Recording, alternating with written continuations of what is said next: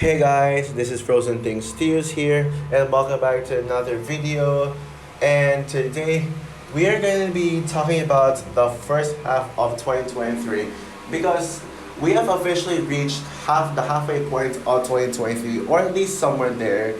Yeah, so far with the first few months, 2023 has been a fantastic year for movies. In fact, a phenomenal year. And I think this might be my favorite. This is already my favorite year of the decade so far, and that just based on all the movies alone, like there's just so much movies that I absolutely adored. Even they were I was hyped for them and they lived up to the hype, or they were just pleasant surprising and movies I didn't expect to be like up there. And so yeah, I'm gonna be talking about some of my what I'm giving you guys my picks for some of my favorite movies in the first half of 2023.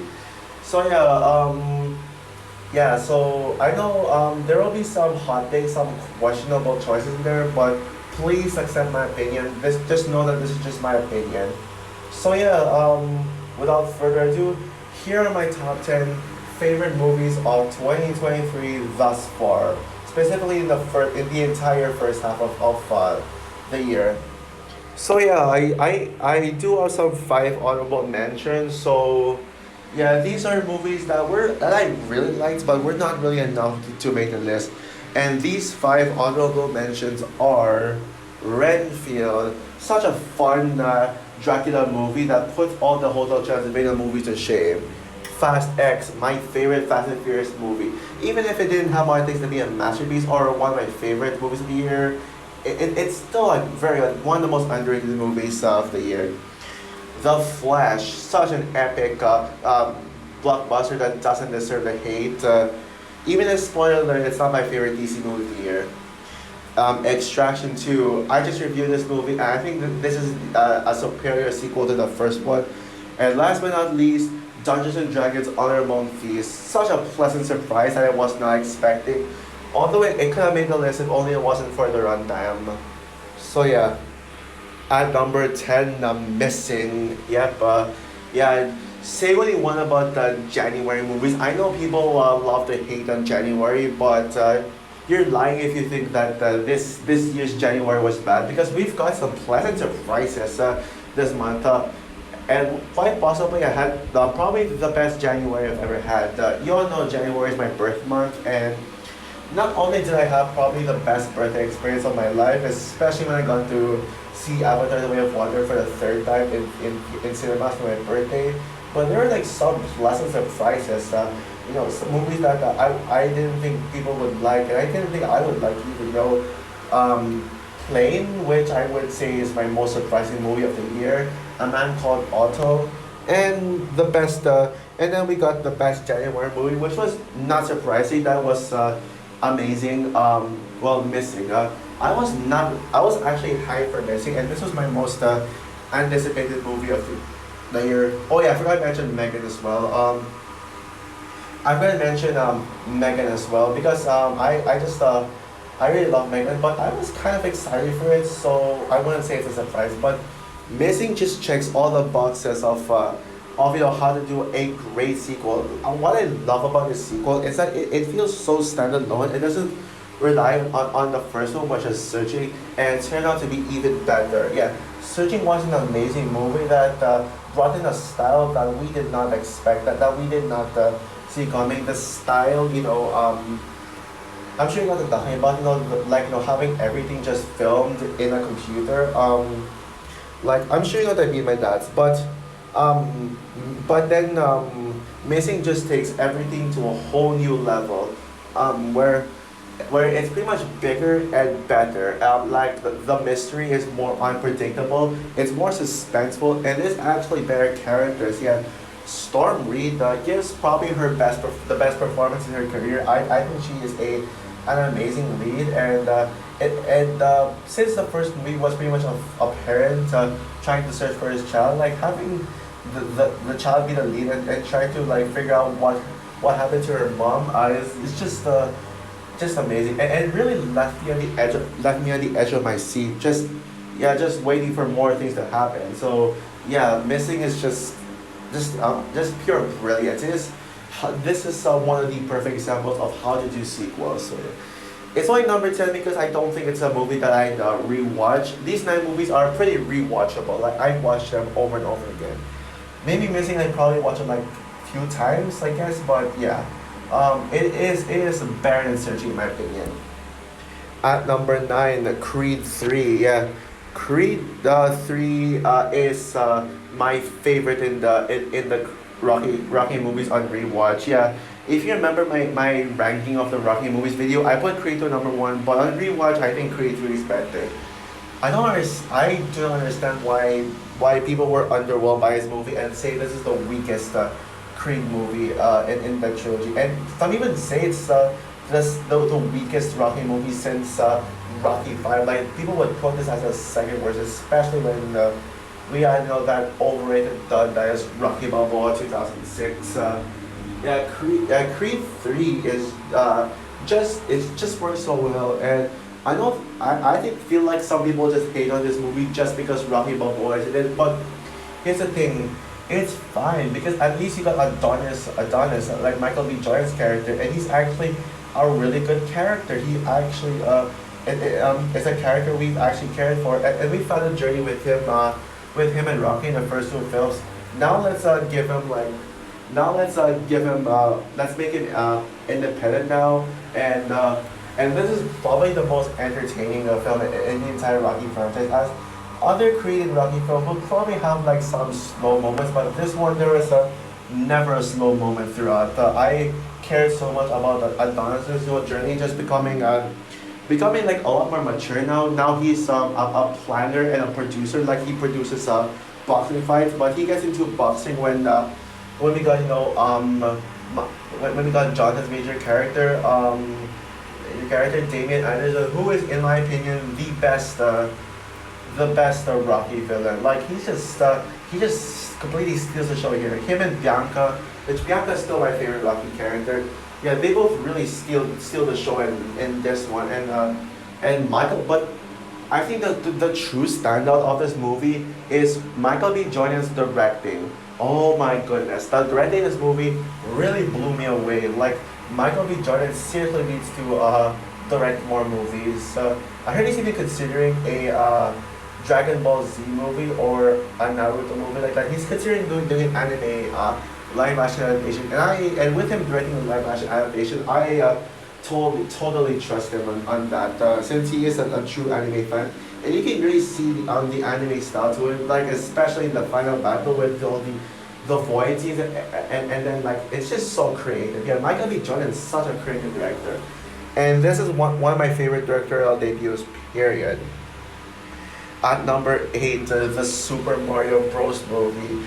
Yeah, I'm sure my subscribers would put this higher on the list, and they'll be like, oh, why you put Mario so low on the list? What other movies do you think is better than Mario?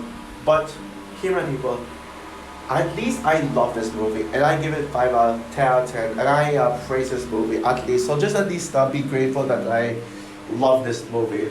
The Super Mario Bros. Movie is hands down the best Illumination movie. In fact, I honestly highly doubt that the Illumination actually did like most of the work. It feels like Illumination took a backseat to just do something. But I feel like the reason as to why the Mario movie ended up being probably the best that it could be is because of Nintendo.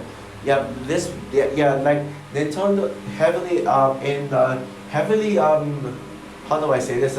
Nintendo was really involved so much in the project, and this is exactly how to do an Illumination movie right. There's no fart jokes, there's no childish humor, and it's just straight up fun from beginning to end. And this movie is filled with action in it.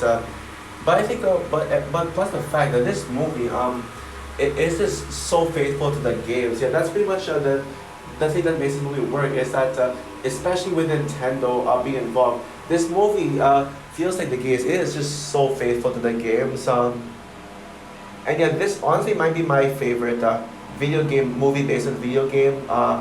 Although I do think that it's no Last of Us and no Arcane, but just comparing this movie, just judging this movie on its own without looking at some of the greatest video game adaptations, the Super Mario Bros. Movie is just a fun time from start to finish.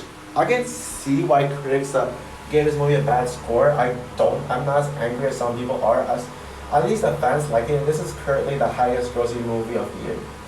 And Peach is by far the best character in this movie. I mean, come on, it's Peach, and I mean, Peach is just hot. And Anya Taylor-Joy, besides Nintendo, I think Anya Taylor-Joy is one of the things that saved Illumination. Is another person that saved Illumination.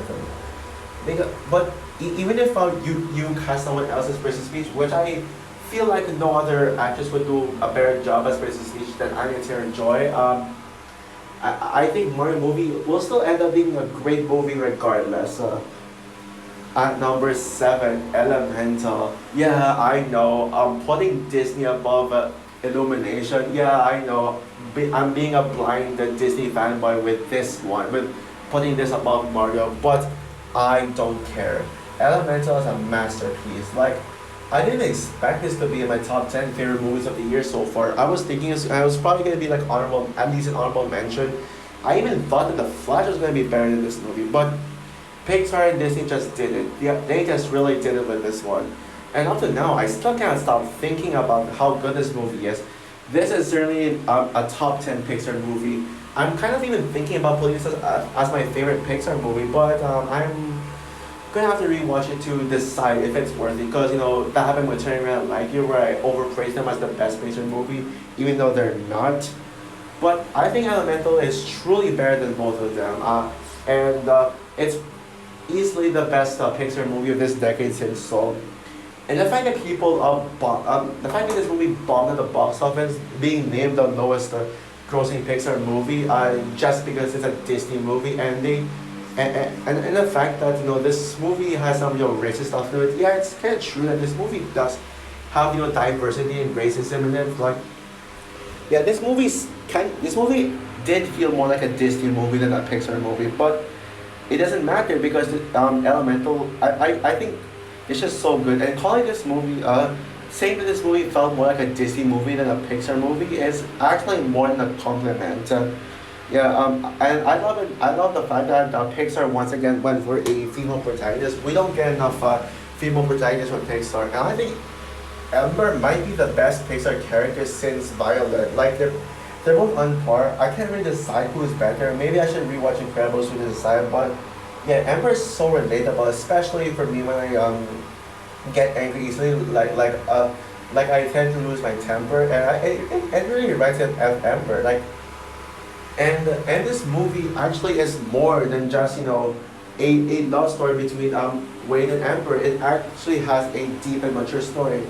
The marketing, it kind of marketed this as one of the more kid-friendly Pixar movies like Luca, but on its core, it's a really deep and mature story that talks about immigration, racism, and diversity, and it just really works so well. And like all the characters are great, and the world building is top notch. And I think this is Pixar's best, most gorgeous animation that I've seen from them. Just the creativity and the fact that they actually mixed 2D and 3D animation while using 2D animation. The fire is just so impressive. Yeah, I think this is easily one of Pixar's most underrated films. And if you haven't seen Elemental yet, please I ask you, go watch this movie. Go support this movie. Yeah, don't let your hatred towards Disney just affect you. And yeah, if Wish bombs at the box office, then I'll be speechless about it. At number 6, Shazam! Fury of the Gods, my favorite DCEU movie. Yeah, I do not care what the haters say. This is my favorite DCEU movie, and yeah, I really do understand why people hate on this movie. I mean, come on. I think this movie is superior to the first movie in almost every way. Maybe there's like something the first one does better, but I don't know.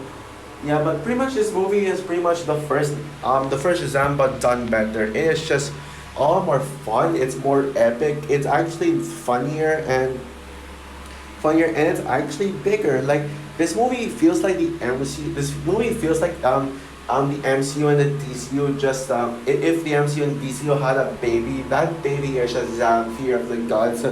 Combining every element of some of the more lighthearted MCU movies and the DCU and just making it just feel like pure at the same time making it just feel like well a DC movie and just making it feel like a mini Avengers movie like uh, and the movie does it feels very tonally consistent combining the lighthearted tone to a final battle that has like Avengers level stakes. Like it feels like the final battle feels like it's on the same level as Avengers, the New York final battle in the first Avengers movie, and seeing the Shazam family just all work together, it just really puts a smile on my face. Yeah, and the Shazam family is probably my favorite DCU team. Yep. Step aside Justice League and Suicide Squad. The Shazam or Shazamily is as Harry Thomas like to call it. Yeah, the Shazamily is the best DC team ever, and I stand by that. And I think one of the strong highlights of this movie is Rachel Zegler's Anthea. Like she did such a phenomenal job as Maria from My Side Story, but she did even better in this movie where I really cared about Anthea's character more than any other character, I and it sucks that this is the lowest grossing DCU movie, and we're never even gonna get Shazam 3, or we're never even gonna see Anthea ever again. But I certainly rewatch this movie just to see Anthea. Rachel Zegler just stole everything, and Anthea is my DC crush and my favorite DC character. Um, so yeah, and also people say this movie plays it safe. I don't think it played it safe. Like the first movie felt far safer than this one right here. So yeah, this is my second most underrated DC movie. I still personally think Wonder Woman 1984 is the most underrated DC movie, and even if Shazam Fear of the Gods is far superior to Wonder Woman 1984, I think Wonder Woman just gets a little more hate. I feel like the hate. I just think that the hate for Wonder Woman 1984 is more toxic than the hate for this film. At number five, John Wick Chapter 4, my favorite John Wick movie and my favorite Keanu Reeves movie ever. John Wick Chapter 4 is amazing. This movie is a masterpiece, and this movie makes the first three John Wick movies look forgettable in comparison. Even though I love the John Wick franchise, one of my favorite action franchises period, but John Wick Chapter 4 just puts the franchise to shame. Just like the Mission Impossible franchise, besides the first two movies, this franchise just keeps getting better and better and better and better from here. Up to the point where Chapter 4 has just reached the peak level of this franchise, and I'm glad that this movie is getting all the praise it deserves, especially as an action movie. The fact that it's unanimously agreed to be the best John Wick movie, except for some people like my parents. Like they both still prefer the first movie over this. But to me personally, I personally think the first John Wick 1 is the weakest in the franchise, and it just. But even though it's a masterpiece, I just think each one just gets better. And just like, and this movie just this movie just works so well with its action scenes, and people complain about these John Wick movies having a thin storyline, but John Wick Chapter 4 literally has such a great strong story that isn't thin. It feels very thick.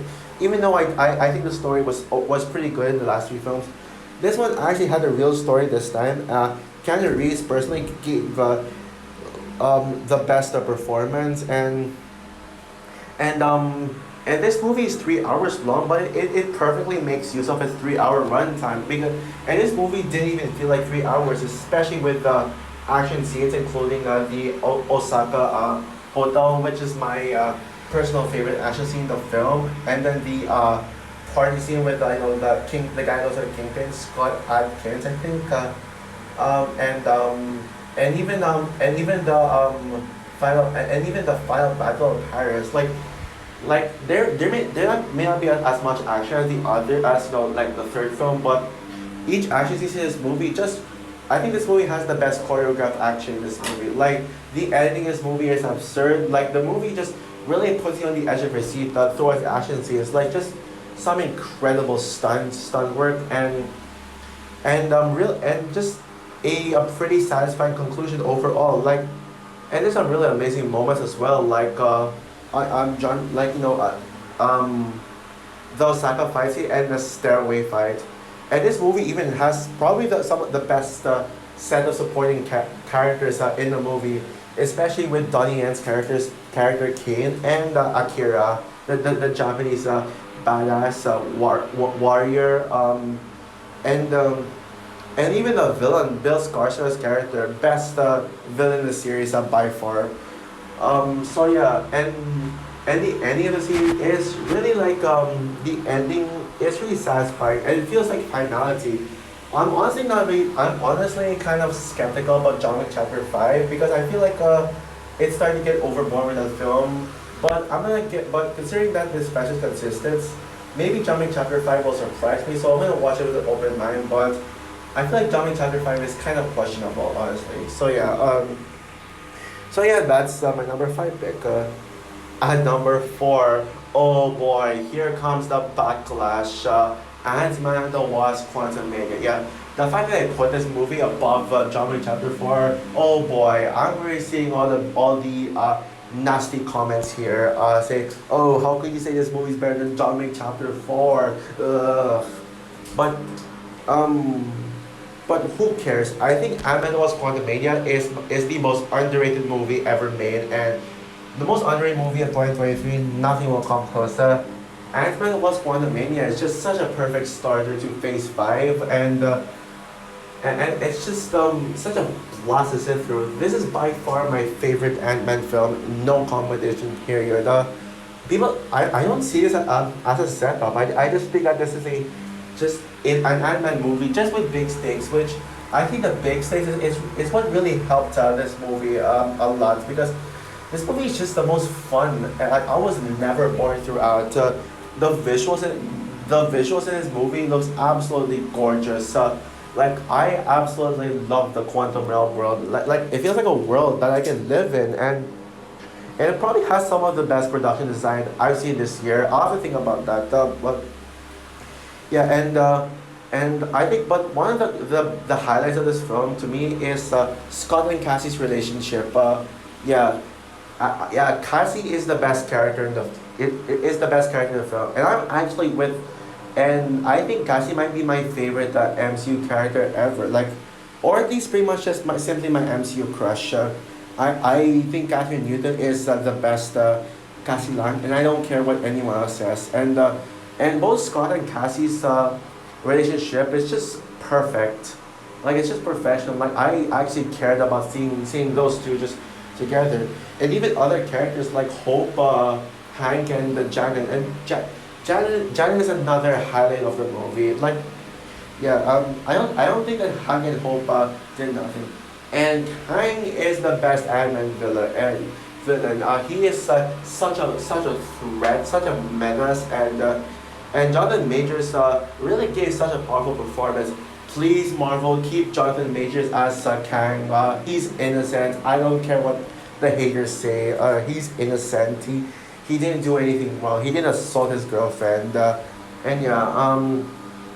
So yeah. Overall, yeah. Quantumania. Yeah. Hopefully, we get an Ant-Man 4 and we get more Catherine News cat. And I'd like to give a very special shout out to one of my favorite users ever, Guada Cat. Me and him are proud that Quantumania defenders. So yeah. And I can see why this movie is one of the Cat's favorite movie of the year. But to me personally, there's just 3 movies that I like better. And these 3 movies are the movies that I would consider as some of my favorite movies of all time. At number 3, Scream 6. Yep, the greatest horror movie and the greatest R-rated movie I have ever seen, period. Yeah, Scream 6 is just amazing. And I absolutely love this movie to death. Thank God people are much more generous to this movie than they were with Scream 5 because I don't know why I still don't know why people hate Scream 5, but this one, Although it does have some haters, at least that people just hated less than it did with the previous film.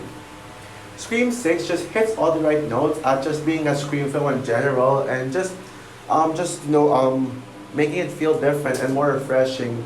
Yeah, this is the first Scream movie to take place outside of Woodsboro, and it really works. But like, and Ghostface is even more ruthless than ever. Quinn Bailey is my favorite Ghostface.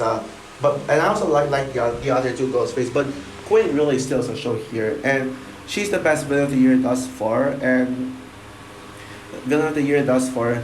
And the movie has some of the most and this movie has some of the most intense kills like ever. Like it's just the kills in this movie are just so creative and so creative and so creative and just so brutal, especially with this one character falling off from a cliff to her death. Yeah, it is absolutely brutal. But I think by far the best thing about Scream 6 is the chemistry between Sam and Tara. Yeah, but they're both like just horror queens, especially Tara. Yeah, Jenna Ortega is just Jenna Ortega is amazing and she is truly the Scream queen. But I feel like not enough people talk about Sam, Melissa Barrera as Sam. I think she deserves some love too. And also I love the returning characters like Gail and even Kirby. Kirby is my favorite of all the legacy characters, including the Sydney and Dewey from Scream 5, yeah. So yeah, Scream 6 is just brilliant, and I doubt anything will top this as the best horror movie and the best R-rated movie. And it is certainly in my top 5 favorite movies. At number 2, Guardians of the Galaxy Volume 3. Now, originally, like before, if you asked me before, I would have like put Scream 6 at number 2 and this one at number 3 right here, but on reflection, I think Guardians of the Galaxy Volume 3 is better because I feel like this movie it's just simply better. Like there's not a lot of things that this movie did. I can think of a lot of things that Scream 6 does better than this. Maybe except the fact that Sam, Tara, Quinn and Quinn and maybe Kirby are better than any like Guardians character. Well, maybe not. I'm not sure about Quinn and the other one and Kirby, but Sam and Tara are better than any Guardians characters. Besides that, I think Guardians 3 is just better in every way. Like better writing, just just a better movie in general, and it feels more rewatchable. Like and also I think about this movie more than this movie than Scream 6. This movie is absolutely phenomenal. It just takes everything you love about the MCU and multiplies it. And this is obviously the best Guardians movie. I will never understand if you think this is the weakest Guardians of the Galaxy movie. This movie is just perfection. There is not a single thing I would change about this. It's emotional. The stakes are actually are really high. It has some of the greatest character development of all time. Some of the greatest character development I've ever seen. And the visuals are absolutely stunning. I think this is the most visually stunning movie of 2023 in my opinion. And the action scenes are absolutely intense. And this movie and the ending of this movie subverted our expectations. Like I'm sure you know what happens in the end. No one dies, but they all like had a happy ending, and they all like separated. But we ended it with an amazing dance scene. We ended this with what is possibly one of my favorite songs of all time, and it is still emotional. Like even without someone's death, you can still have you can still make a very happy ending emotional, and and I think this probably has my second favorite ending in the movie, second only behind the Frozen 2 ending, and this movie is hilarious too. And the High Evolutionary is a top tier Marvel villain. Like I actually like the High Evolutionary more than Kang. And Chris Pratt gives his best performance. But although one thing that I said was outdated, I said that Mantis was my favorite character in the movie, but the more I think about it, Rocket is my favorite character in this movie. I think I should have realized it, that I agree with everyone else about Rocket being the best character. Not only is Rocket the best character in the movie, but he is my favorite male character in ever. Favorite male character. Guardians 3 is just amazing. It is my favorite MCU movie. Not only that, but this is my favorite live action movie of all time. But it has just been beaten out by one movie slightly. And my number one favorite movie of 2023 is duh, Spider-Man Across the Spider-Verse. Wow, like, come on, you can't get better than this. Yeah, Spider-Man Across the Spider-Verse is my second favorite movie of all time. Y'all know Frozen 2 is number one, but Spider-Man Across the Spider-Verse is perfect. Yeah, this movie is everything you want from a sequel to Into the Spider-Verse and like, yeah, I mean, this movie is literally like, say this movie is perfect, it's not giving it enough credit. It's not doing, say, calling this movie a masterpiece, it's not doing it any justice. This movie is just simply a work of art, and I won't take a long time talking about Across the Spider-Verse because I think in like 5 minutes I need to go out. I will edit this video when I get back home. So by the time I upload this video, I just came back home from going out. So yeah, I don't need to say much about this. You already know, everyone already knows how good this movie is. I mean, this movie is like everything. So yeah, and I can't wait to rewatch more of this movie. And it's gonna be hard for other movies to top this one as the best movie of the year in general. So yeah, Spider-Man Across the Spider-Verse is my number one favorite movie of 2023 thus far, and possibly in general. We'll see how Wish goes. So also for my top 10 favorite movies of 2023 list, what is your favorite movies of the year? And do you agree with my picks?